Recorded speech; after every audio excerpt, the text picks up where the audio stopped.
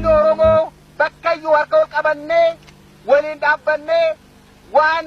warra aanoletti wareegamaniif wareegamaniif san gatii itti gochuudhaaf fuuldura haa tarkaanfannu.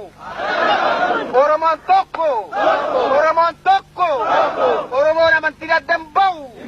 Oromoon gosaan addan bahu, lagaan addan bahu, gaaraan addan bahu, Oromoo adda qoodu fattaafatu haabbatu, biyya Oromoo irratti abbaan biyya Oromoodha, biyya Oromoo irratti namni biraa Oromoo malee murteessuu hin danda'u. Allayyaan allayyumaa maaltu wallayyaa nuuru fajjedee alagaan alagumaa maaltu walagaadhaan fira jedhee obbortaa ormi namaa baatu yoo abbaan ofii baattate malee roorroo ormarraa dhufte.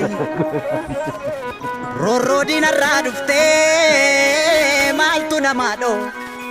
abbaan dhoowwata malee maaloo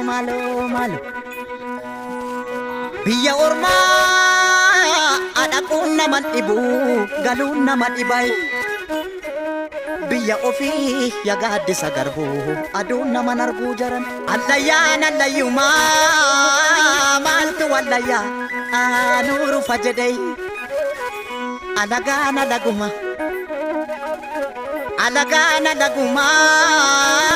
maaltu walagaadhaan fira jedhee obbortaa ormi namaa baatu yoo abbaan ofii baattate malee roorroo ormarraa dhufte roorroo diinarraa